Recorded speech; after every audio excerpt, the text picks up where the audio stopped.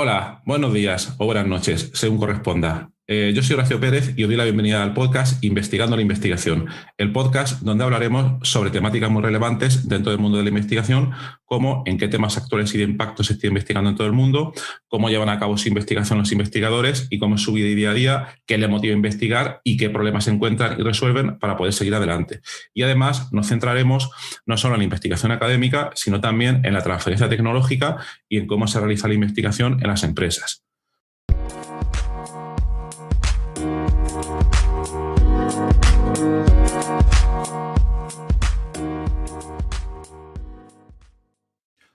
Hoy es 12 de enero de 2022 y os traigo un paper cuyo título en español sería El uso de la computación estocástica para la aceleración de cálculos de cribado virtual. Este episodio está dedicado a divulgar investigación realizada en el área de la arquitectura de computadores.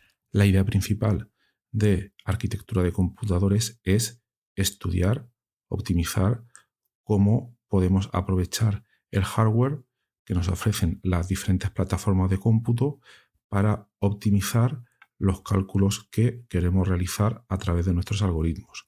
En este trabajo, en este artículo, los autores se centran en acelerar los cálculos que están involucrados en la técnica de cribado virtual, que aquí en este podcast ya hemos comentado muchísimas veces, pues es una de las líneas de investigación que desarrollamos en mi grupo y donde en episodios previos podéis escuchar detalles sobre cómo se implementa, para qué sirve, etcétera, pero para los que no hayáis escuchado ningún episodio previo, podemos decir que se trata de una serie de técnicas computacionales para predecir compuestos que podrían funcionar como fármacos u otros compuestos bioactivos. Estos cálculos son bastante costosos computacionalmente cuando se pretende hacer un cribado de librerías de posibles compuestos que podrían evolucionar a fármacos, pero estas librerías contienen millones de compuestos. Entonces, siempre nos interesa el acelerar lo máximo posible esos cálculos. Y para ello, algunas de las cosas que podemos hacer es, en primer lugar, aprovecharnos del paralelismo intrínseco presente en este tipo de cálculos. Pues normalmente cada cálculo independiente para cada una de esas moléculas de esa librería se puede realizar de manera independiente. Por tanto, se puede explotar el paralelismo disponible en ciertas plataformas de cómputo. Clásicamente, lo que se hace, se accede a un centro de supercomputación con una gran cantidad de nodos, cada nodo a su vez con una gran cantidad de cores, y se paraleliza, se dividen todos esos cálculos de maneras que no son triviales, pero que tampoco son demasiado complejas, y ahí se realizan los cálculos. O también podemos aprovecharnos del uso y explotación de aceleradoras, tales como puedan ser las GPU, procesadores gráficos, que también hemos comentado en algún episodio previo. Y bueno, la implementación hardware se haría de diversas maneras, pero ahí lo que queremos hacer es explotar de manera independiente o realizar, mejor dicho, cada uno de esos cálculos involucrados que el algoritmo nos permite paralelizar de manera masiva y sin mucho problema. Bien, esto siempre se ha realizado utilizando plataformas de cómputo determinista. ¿Qué quiere decir? Que en cada uno de los pasos de la implementación del algoritmo en nuestro procesador, el cálculo se realiza de la manera más exacta posible. Y ello lo que conlleva es un rendimiento determinado. Ningún grupo de investigación normalmente se cuestiona el poder utilizar otras plataformas de cómputo, además de las consabidas GPUs o de los supercomputadores, donde se da por hecho que las únicas plataformas de cómputo posibles son las que utilizan computación determinista. Entonces nadie se plantea normalmente salir de aquí. Pero nos equivocamos. Hay gente que sí que se plantea salir de aquí. Entonces, en el paper que os traigo hoy, es un paper súper interesante publicado por el grupo del profesor Josep Rosselló de la Universidad de las Islas Baleares. Es un trabajo súper interesante, además publicado en la revista Electronics de la editorial MDPI. Aquí un pequeño énfasis, una pequeña nota. Estas revistas a mí no les veo ningún problema en publicar en ellas. El único problema que veo es que tienes que disponer de fondos para poder pagar los costes de publicación.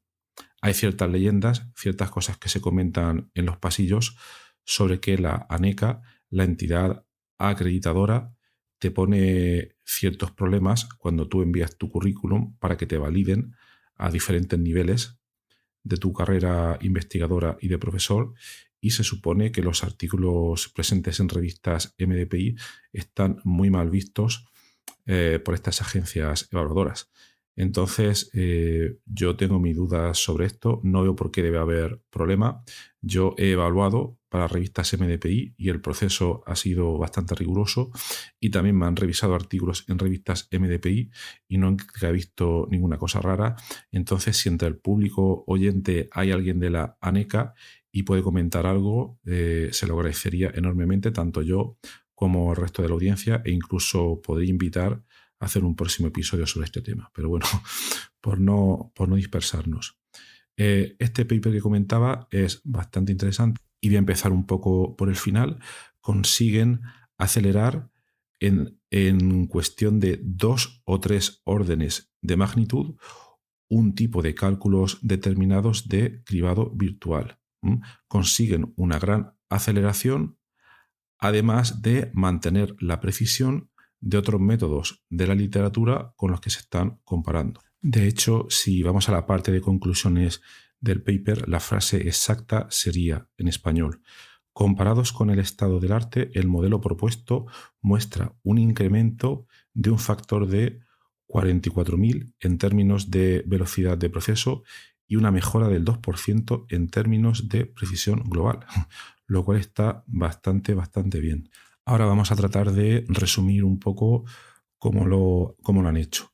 En primer lugar, respecto a la técnica de cribado virtual, utilizan una técnica dentro de todas las que tenemos en cribado virtual y que, como os he comentado antes, esto está comentado en episodios previos del podcast. Utilizan una técnica de cribado virtual basada en los ligandos, cuya idea principal es: para cada compuesto de una librería gigante o enorme que quieren predecir si tiene potencial para evolucionar a fármaco, lo comparan frente a otros de una librería que se sabe que sí que tienen esas propiedades. Y el objetivo es calcular ciertas métricas de similaridad para ver si esos compuestos, esa librería que tiene millones de compuestos, alguno de ellos tiene alta similaridad respecto a los que ya se conocen. Entonces, para realizar el proceso, codifican cada uno de los compuestos químicos siguiendo una estrategia basada en descriptores que tienen en cuenta, por decirlo pronto, la distribución de carga que puede tener la molécula y ciertas otras propiedades.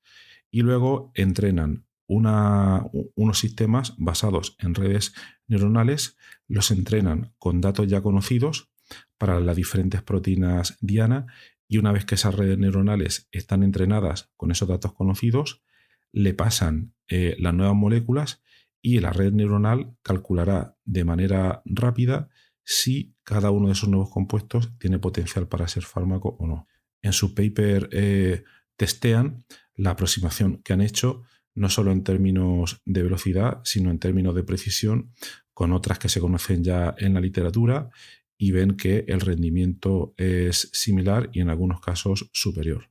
Uno de esos métodos, por cierto, es nuestro, lo hemos desarrollado en una publicación previa, es un método que se llama OptiFarm, y es por ello que me llegó este paper tan interesante, porque tengo alertas de papers en los buscadores. Entonces sigo ciertos temas, sigo ciertas palabras clave, y bueno, Google Scholar a veces te va avisando cuando alguien cita tus publicaciones. Entonces me llegó una notificación a esta publicación nuestra de OptiFarm, y inmediatamente el título me llamó la atención, empecé a indagar, me leí entera la publicación y me resultó súper interesante, por ello os estoy resumiendo ahora mismo este paper. Entonces, por resumir, no pasa nada. Estos autores nos ganan en términos de velocidad y también en términos de precisión. No pasa nada. Únicamente añadiríamos nosotros aquí que el cálculo que realizamos nosotros es diferente, pues en nuestra situación nosotros, al comparar esa similaridad, nosotros predecimos el alineamiento y la estructura tridimensional que tendría la superposición de moléculas, mientras que en este método solo te dice si van a ser parecidas o no siguiendo ciertas métricas. Pero no importa, porque al final lo importante del método es que te diga la capacidad de las moléculas nuevas, si pueden parecerse a las activas o no. Entonces, y por ser prácticos, si no te interesa, o mejor dicho, si te interesa conocer la similaridad tridimensional de ese alineamiento, podrías utilizar nuestro método, pero si ese dato no te es necesario, pues puedes utilizar este método que nosotros te recomendamos encarecidamente porque tiene muy buena pinta. Entonces ya vamos un poco más de lleno al trabajo tan interesante de estos autores, del grupo de Josep Rosselló. Lo que ellos hacen a la hora de calcular, bueno, como hemos comentado, el esquema es el diseño de esa red neuronal y luego aquí hay dos cosas nuevas que me parecen muy interesantes. La primera de ellas es que se salen del concepto de computación determinista, que como comentaba antes, es el que nosotros usamos normalmente y que damos por hecho y que no pensamos que puedan utilizar otras maneras de computar. Entonces, en la computación estocástica, que es la que utilizan ellos, hay una pérdida de precisión en los cálculos que se realizan porque se aprovecha esa pérdida de precisión para al final poder hacer los cálculos de manera muchísimo más rápida y aceptando que esa pérdida de precisión no nos va a afectar de manera drástica. Entonces ellos utilizan este concepto, estas técnicas, estas metodologías de computación estocástica y muy básicamente creo que podríamos decir que la manera en la que el hardware funciona en esta idea es muy parecida a cómo funcionan las neuronas entre sí y cómo están interconectadas. Pero he dicho creo porque aquí ya mis conocimientos se escapan, pero muchísimo y de lejos, y yo ya me pierdo muchísimo. Y entonces lo que se me ocurrió era, para entenderlo mucho mejor y porque pienso que a gran parte de la audiencia le pueden interesar estas técnicas, lo que hice fue contactar al autor de correspondencia de este paper, al profesor Josep Rosselló, y le pregunté si amablemente le podía hacer una serie de preguntas clave sobre cómo está realizada la implementación hardware para poder entenderlo, tanto yo como la audiencia.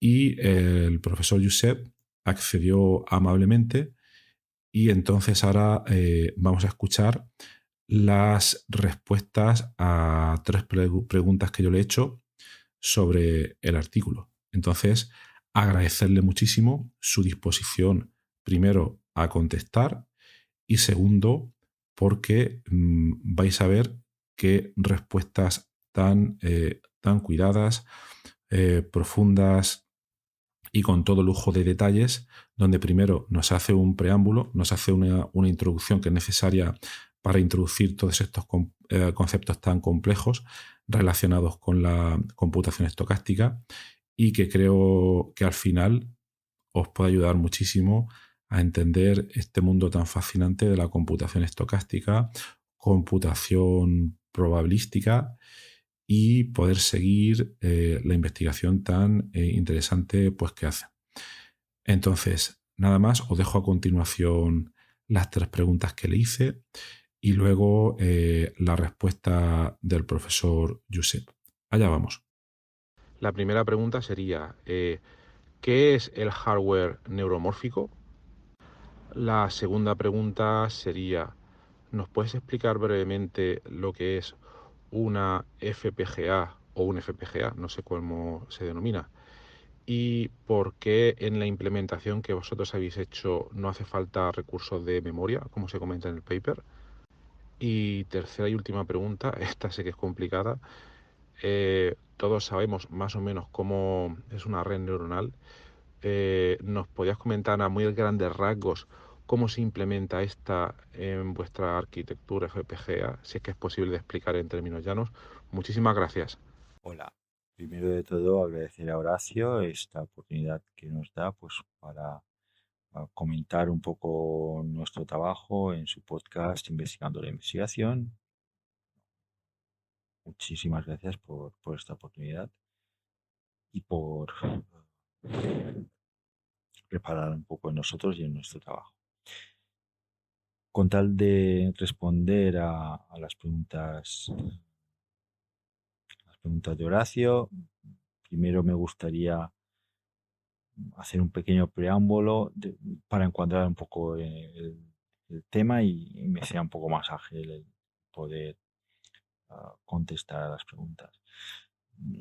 Me remontaría primero al investigador húngaro von Neumann, que en los años 40 pues,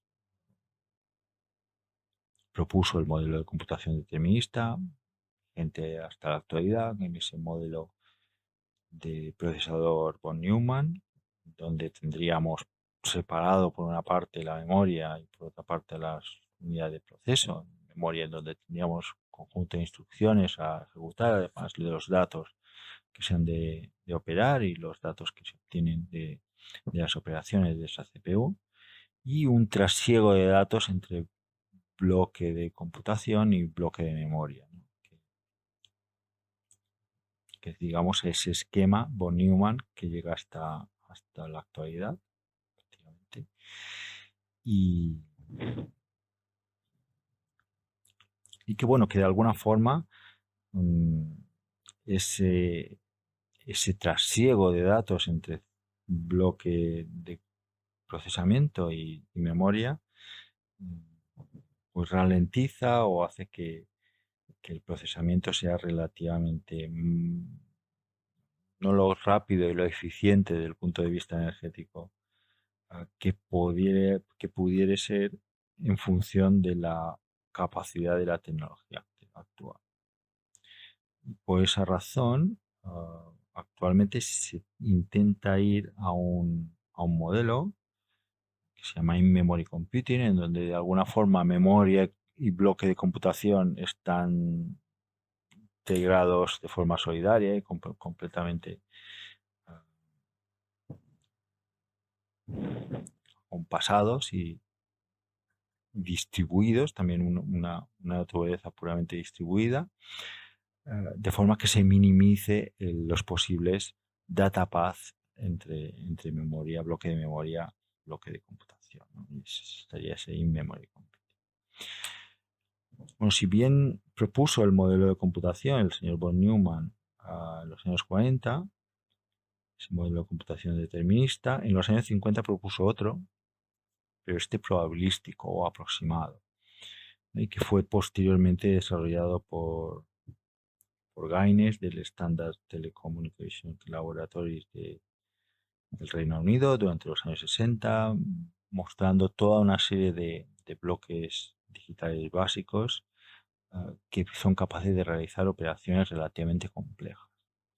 La idea de la computación probabilística consiste en cambiar radicalmente lo que es la codificación de la información. Si bien en el modelo determinista la información está codificada de una forma muy compacta, por ejemplo en complemento a 2 con 30 bits podemos definir un número, un conjunto de números distintos del orden de 1000 millones, más o menos, un poquito más. Con la computación probabilística con 30 bits podríamos definir un número entre 0 y 30, para entender, ¿no? Vendría a ser la codificación que utilizaría el prisionero para contar los días dentro de su celda, donde tendría esas 30 casillas y puede elegir poner poner o no poner una unidad, en este caso cada bit puesto a 1 indica una unidad a agregar a mi cantidad. Por lo tanto, pasaríamos de la forma más eficiente de codificar la información, que es el sistema binario que se utiliza en el modelo determinista, a la forma menos eficiente, que sería esa computación probabilística. De hecho, se cogería un bit,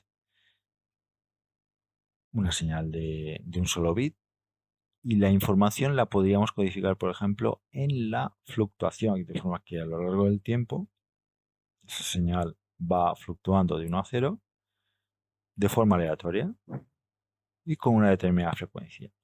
Podríamos codificar un número dentro de ese bit en cuál es esa frecuencia o esa probabilidad de poner de puesta 1 y también en cuál es la coherencia o la correlación entre una señal estocástica y una segunda, entre un par de señales estocásticas, de si están oscilando con algún tipo de fase o no, o con algún tipo de coherencia o no.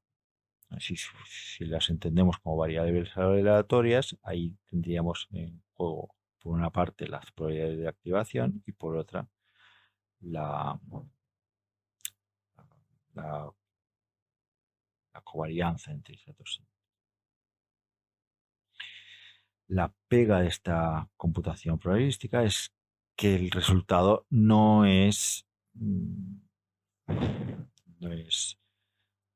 exacto, es decir, para entendernos, 2 más 2 no van a ser 4, van a ser 4,1, van a ser 1,8 y además cada vez que hagas la misma operación te vas a dar un resultado distinto. Entonces, de alguna forma, dentro de esos dos paradigmas, el asociado al modelo probabilístico, pues simplemente quedó en el olvido de los años 60. Alguna calculadora analógica estocástica se realizó, pero evidentemente no con mucho éxito, que eso de hacer una operación y que no te dé el valor exacto, pues no entraba dentro de las necesidades de la época. Y eso, esa caída en el olvido fue durante un periodo de prácticamente unos 50 años, hasta que hace unos 10 años se volvió a activar el interés por la computación estocástica. Interés en la computación estocástica, puesto que con un número reducido de transistores yo puedo hacer operaciones relativamente complejas con esa codificación tan básica. Para entendernos, con 6 transistores yo puedo hacer un multiplicador, ¿no? Y eso es un consumo en términos de o una utilización de recursos en términos de consumo energético y de área que serían ínfimos si lo comparamos con la realización de una multiplicación utilizando un esquema más clásico determinista. Entonces, gracias a esa gran capacidad de compactación, podemos tener un sistema con gran paralelismo. Con el advenimiento del machine learning, en donde, por ejemplo, en las redes convolucionales profundas, necesitamos realizar pues, cientos de miles o millones de operaciones para a partir de mis señales de entrada, mis estímulos, hacer reconocimiento, ¿no? Reconocimiento facial, reconocimiento de escritura o reconocimiento de voz. Ahí se necesita una gran cantidad de operaciones intermedias para llegar al resultado final. Y se ha visto que el hecho de tener una baja precisión en las operaciones intermedias no necesariamente me va a implicar una mala precisión en la salida global. Y esto entronca bastante con lo que se piensa que podría ser el funcionamiento neuronal, que además en cada par de neuronas tendríamos una comunicación entre ellas similar a la codificación estocástica que se utiliza en Stochastic Computing, ¿no? Que sería la comunicación a través de potenciales de acción, que además también hay una naturaleza probabilística en lo que sería la propagación del potencial de acción entre una neurona y otra, que está bastante estudiado. Y por tanto, en la medida en que pensamos que el funcionamiento de las redes neuronales biológicas reales pues se asemeja bastante a la utilización de ese tipo de codificación tan básico, junto con el hecho de que para procesos de aprendizaje automático, para procesos, por ejemplo, de reconocimiento de patrones, nuestro cerebro no necesita tener una gran capacidad de precisión en las operaciones intermedias. No necesito ver exactamente la misma silla que haya visto en alguna parte de mi vida para poder reconocer una nueva silla como silla.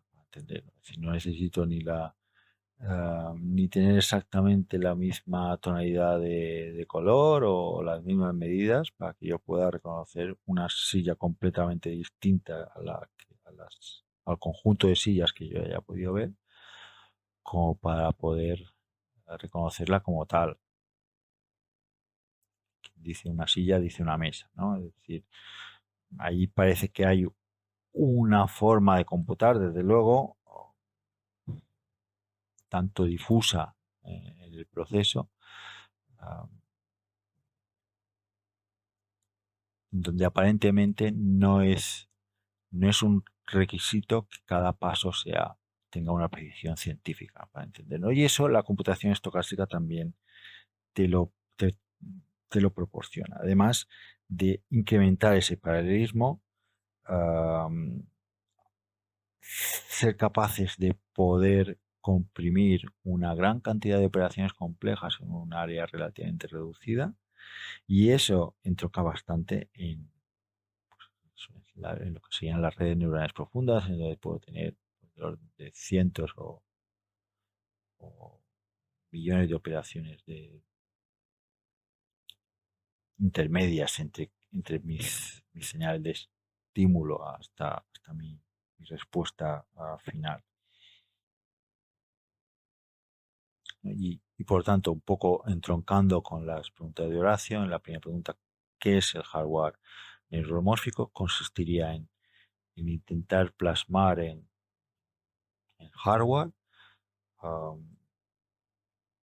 circuiterías que se asemejen de alguna forma a lo que pensamos que es el funcionamiento neuronal o el funcionamiento biológico neuronal. Ahí estaría incluido, por ejemplo, la tercera generación de redes neuronales, que serían las redes neuronales pulsantes o las redes neuronales las Spiking Neural Networks, donde cada circuitería de cada circuito que emula una neurona lo que intenta es intentar replicar exactamente el proceso de generación y propagación de los potenciales de acción. En nuestro caso, utilizamos un lenguaje similar al de los potenciales de acción, que es esta computación estocástica, pero aplicado a redes neuronales artificiales de segunda generación, que podríamos decir, esas redes profundas que de forma clásica se utilizan en Machine Learning, pero descritas con ese lenguaje de la computación estocástica. Eso sería un poco la primera respuesta a su pregunta de lo que es el hardware neuromórfico. Y además el poder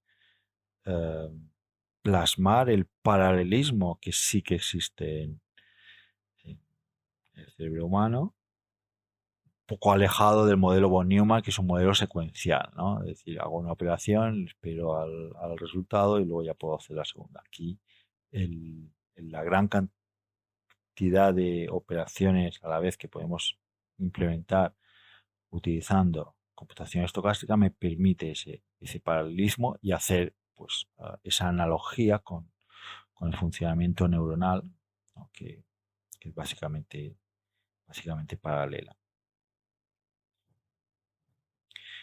En relación a la segunda pregunta sobre qué es una FPGA y qué implica utilizar bajos recursos de memoria en nuestra solución, pues también un pequeño preámbulo antes de irme a las FPGAs.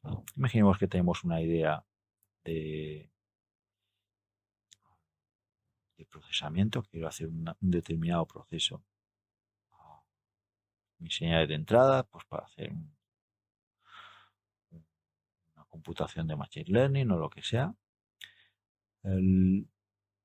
Para plasmar eso en algún tipo de hardware, pues tengo básicamente dos opciones. Una, desarrollar el algoritmo, describirlo con algún lenguaje de programación al uso, como es el Python, el R, MATLAB, que sea, y luego volcarlo en un microprocesador.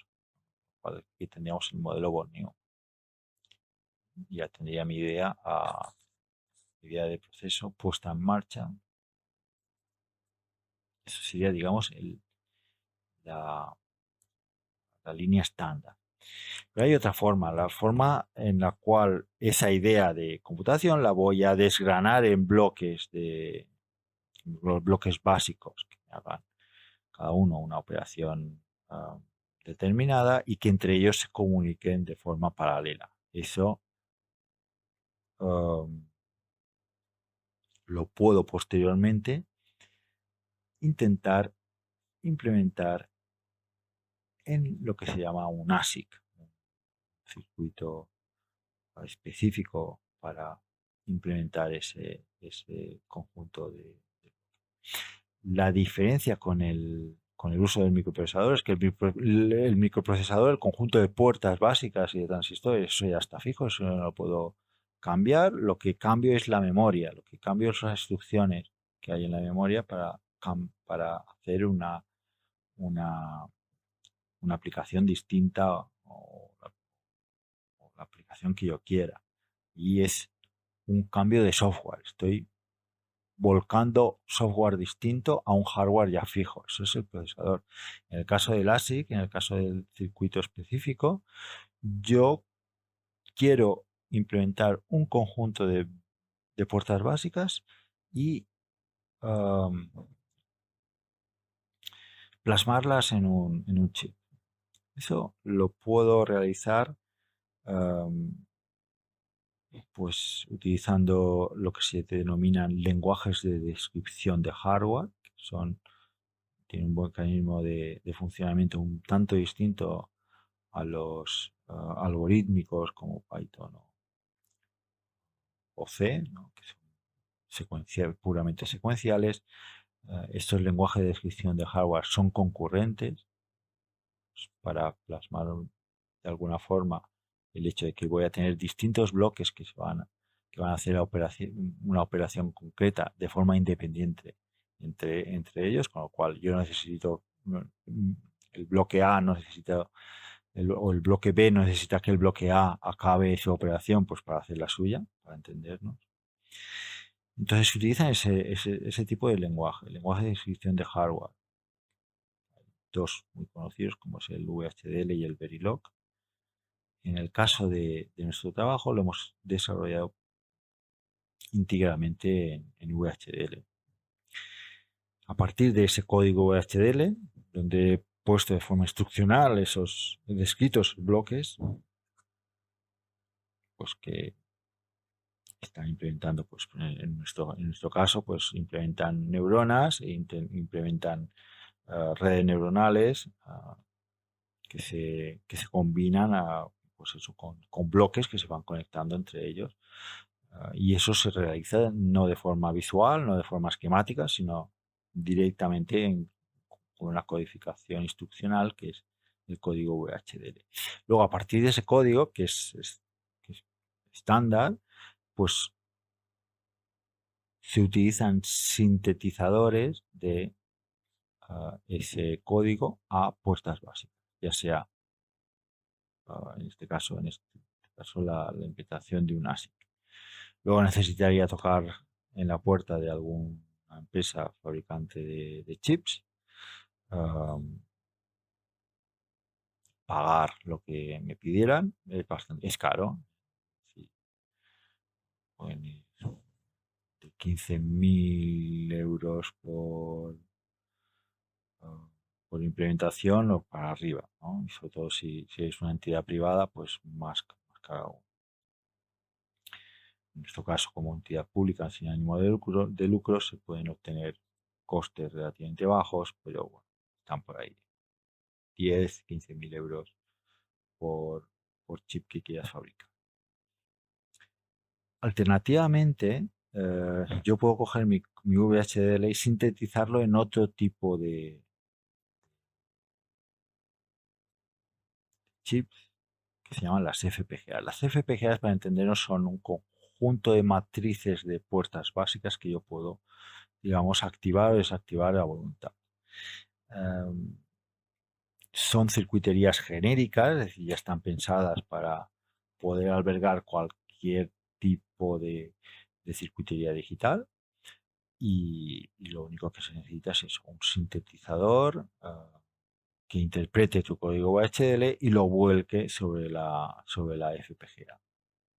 El sintetizador te lo proporcionará el propio fabricante de la FPGA, en este caso el fabricante es Intel, y el software que utilizamos es el Quartus 2, software de interpretación e implementación de ese. Para darnos una idea, una FPGA gama baja, media, pues de los 10, 100 euros. Al cual estamos hablando de cantidades muy inferiores al no tener que implementar un ASIC. Para el trabajo en cuestión de la implementación del sistema de virtual screening, utilizando computación estocástica, se utilizó una FPGA de gama alta, una ARIA 10, que está embebida en una placa, una PCB PCI Express, una PROC 10A del fabricante Guidel, y que el coste es del orden de 5.000 euros en la placa. De hecho, las FPGAs se utilizan sobre todo, se utilizan mucho para prototipaje, es decir, antes de que yo tocara la puerta y gastarme esos 15.000 euros que comentaba para fabricar un chip, antes lo que voy a hacer es coger una FPGA y volcarle allí mi sistema y debugar, mirar a ver si funciona según las características que yo esperaba o no, y cerrar el ciclo de diseño con la FPGA. Y una vez que ya estoy más o menos seguro de lo que he diseñado realmente tiene la funcionalidad que yo esperaba, pues entonces yo me voy y fabrico. Así que en este caso nosotros nos hemos quedado directamente con la FPGA, puesto que ya me da ya me está proporcionando características de muy alta velocidad, muy superiores a las que yo podría conseguir utilizando la misma algoritmia, pero con un microprocesador, que es un poco lo que se comenta en el artículo, ¿no? Y para darnos una idea, en el artículo de lo que trata es de coger un par de compuestos químicos, los cuales los describo con un conjunto de descriptores. Esos descriptores son las entradas a mi red neuronal, que ha de discriminar si ese par de compuestos comparten o no comparten actividades biológicas similares, ¿no? Con lo cual yo puedo tener allá que uno de los dos compuestos sea un fármaco conocido, y el segundo compuesto con el cual lo comparo es puesto cualquier incógnita, ¿no? Un compuesto de una base de datos, y yo quiero saber si dentro de esa base de datos cuáles son los compuestos que comparten actividad biológica con ese fármaco de referencia. Entonces, para hacernos una idea, con nuestra FPGA podemos hacer del orden entre el medio millón y el millón de comparaciones por segundo, ¿no? Mientras que las opciones que encontramos en la literatura y que implementa y que tienen una complejidad similar y que tienen una precisión final similar, pues obtienen velocidades del orden de decenas de comparaciones por segundo. Con lo cual, ya con la propia FPGA de alta gama, la RIA 10, ya tenemos velocidades muy, muy, muy competitivas. En cuanto a la pregunta de de a qué nos referimos con bajos recursos de memoria, pues básicamente, además de esa matriz de puertas lógicas que yo puedo activar o desactivar, que me vienen en las FPGAs, FPGAs actuales, sobre todo las de gamas altas, las últimas, además me vienen con una serie de bloques adicionales, ya sean multiplicadores binarios, incluso ah, algún core, alguna CPU incrustada que pueda, que pueda utilizar pues, para hacer algún tipo de cálculo auxiliar, y bloques de memoria. Bloques de memoria RAM que me servirá para, pues si quisiese implementar un procesador tipo von Neumann, pues lo podría hacer perfectamente utilizando la parte de matriz de puertas pues para hacer la CPU, y luego el bloque de memoria de la FPGA pues, para insertar datos e instrucciones, ¿no? En nuestro caso, utilizamos lo que es la parte del matricial de las puertas, lo que se llaman las lookup tables. Esas puertas se combinan en lo que se conoce como una lookup table, ¿no? Que es que yo puedo ahí definir una tabla de verdad para una tabla de verdad cualquiera, a partir pues, de un conjunto de entradas, que suelen ser de 4 y 8 entradas. Y luego esa lookup table suele tener además algún tipo de elemento de registro o elemento de memoria interna.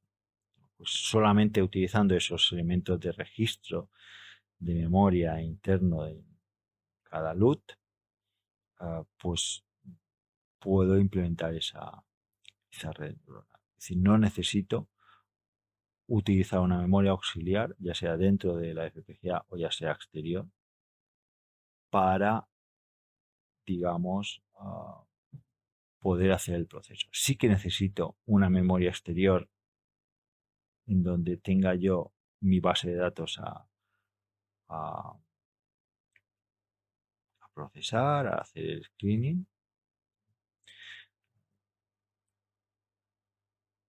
pero en lo que es el sistema de la red, no necesito tener ningún tipo de comunicación con ninguna memoria auxiliar, digamos, para coger un conjunto de pesos, para entender los pesos asociados a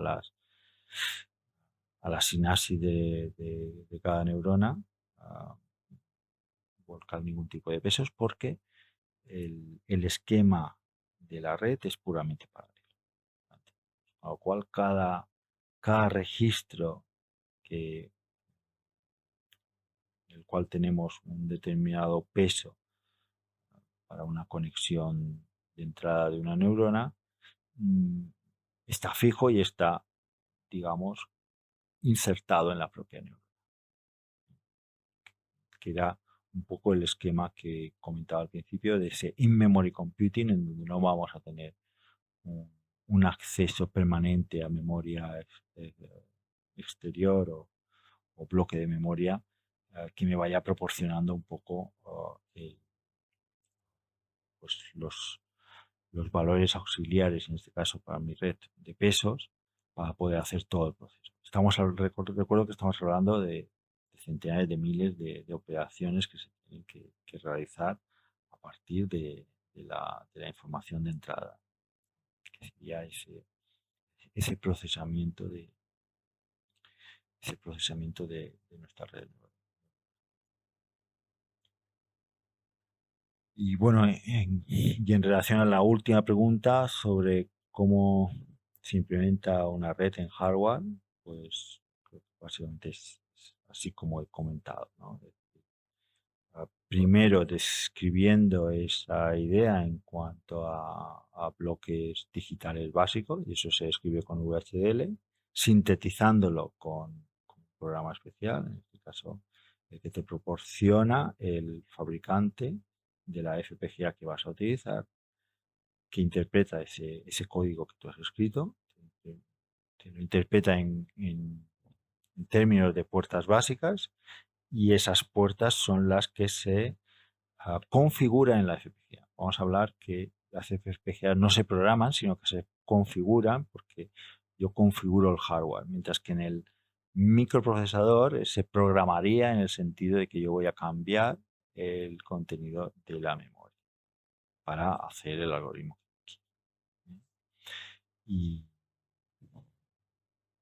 Y básicamente eso. Luego tienes la FPGA funcionando. También hay simuladores que puedes previamente a volcar esos diseños en la FPGA, pues puedes jugar con el simulador para tener una idea de que lo que vas a volcar realmente va a tener la funcionalidad que tú esperabas, y de forma más ágil pues puedes debugar utilizando un simulador digital.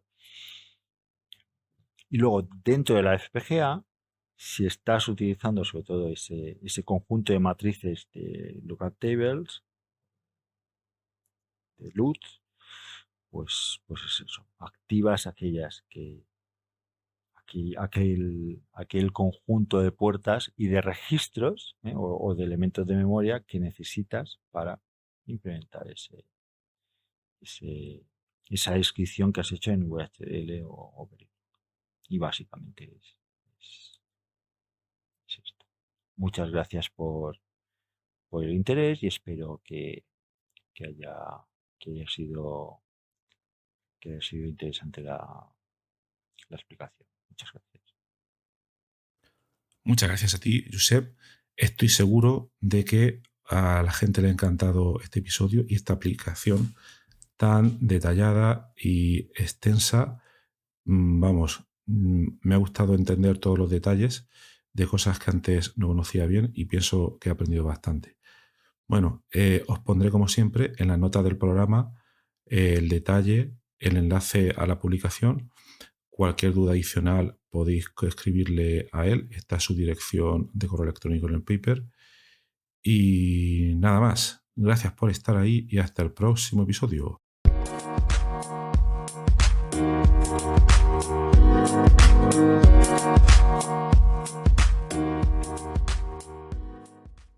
Gracias por estar ahí y por escuchar este podcast. Os recuerdo que en la nota del episodio tenéis los detalles sobre muchas de las cosas que hemos hablado hoy, y también un formulario donde, si quieres, puedes opinar sobre el podcast, para bien o para mal, como quieras. Estás en todo tu derecho. Y también sugerir, si quieres, un próximo entrevistado o tema que está relacionado con la investigación, claro. Pues tu opinión me parece muy importante, tanto a mí como a toda la audiencia de este podcast que va creciendo y que va contando muchas cosas interesantes. También comentar que si te interesa alguna de las técnicas que hemos mencionado hoy de manera muy breve en el podcast, me puedes contactar directamente y te puedo dar más detalles. Y por último, si te ha gustado, te agradecería muchísimo que lo recomendases a quien veas que le puede interesar, y difundirlo por las redes sociales o donde sea. Y nada, y si estás en Apple Podcast, pues ponernos ahí 5 estrellas o 4, como quieras. Siempre viene bien. Muchas gracias. Hasta luego.